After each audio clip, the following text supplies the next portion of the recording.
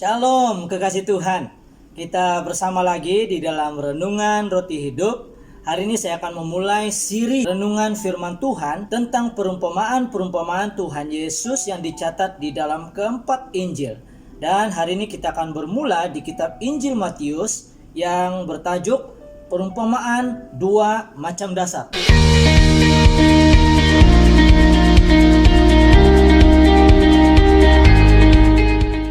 Mari kita lihat firman Tuhan di dalam Matius pasal 7 ayat 24 hingga ayat yang ke-27. Setiap orang yang mendengar perkataanku ini dan melakukannya, ia sama dengan orang yang bijaksana yang mendirikan rumahnya di atas batu.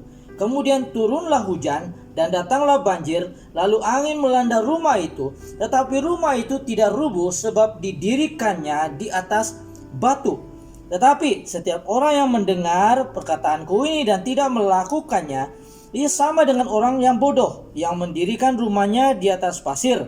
Kemudian turunlah hujan dan datanglah banjir, lalu angin melanda rumah itu sehingga rubuhlah rumah itu dan hebatlah kerusakannya. Perumpamaan ini boleh juga ditemukan di kitab Injil Lukas pasal yang ke-6 ayat 46 hingga ayat yang ke-49.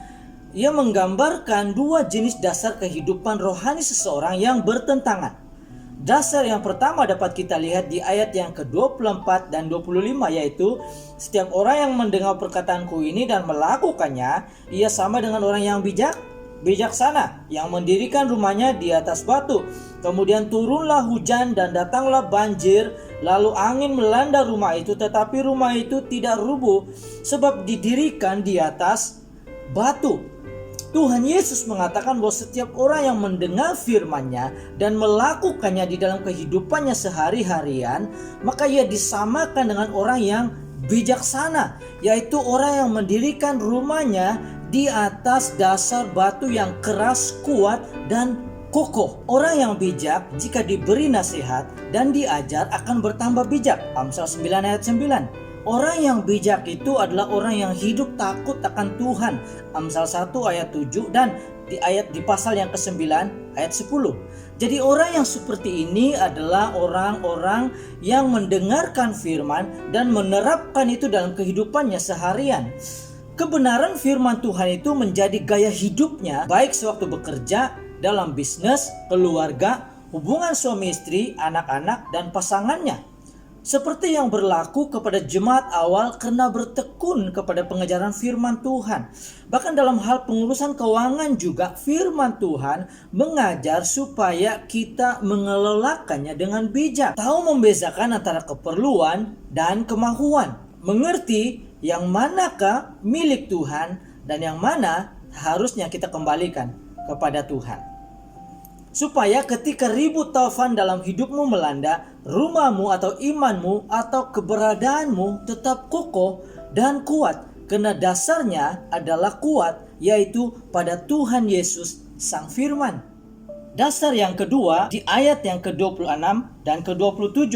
Tetapi setiap orang yang mendengar perkataanku ini dan tidak melakukannya, ia sama dengan orang yang bodoh, yang mendirikan rumahnya di atas pasir. Kemudian turunlah hujan dan datanglah banjir, lalu angin melanda rumah itu sehingga rubuhlah rumah itu dan hebatlah kerusakannya. Sudah tentu setiap kita tidak ingin menjadi seperti orang bodoh dan bebal. Mereka mendengar firman Tuhan, namun mereka tidak melakukannya dalam kehidupan sehari-hari. Karena ketika badai persoalan melanda mereka, maka goyahlah imannya dan kemudian hanyut dalam kehidupan yang syarat dengan hawa nafsu dunia. Menurut saya, kebanyakan masalah dalam hidup ini bermula dari pilihan kita yang tidak mau mendengar dan melakukan firman Tuhan.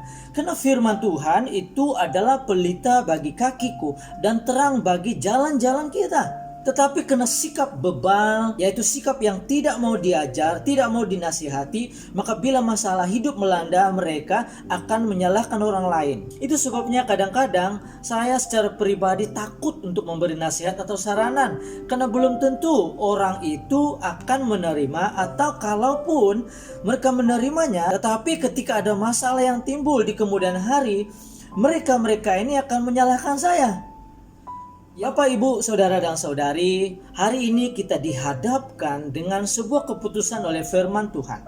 Sama ada untuk menjadi orang bijak atau bodoh, bebal, jika hanya mendengar firman Allah tanpa menerapkannya, kita menipu diri kita sendiri. Yakobus 1 ayat 22. Dan kita sendiri yang akan menuai akibatnya.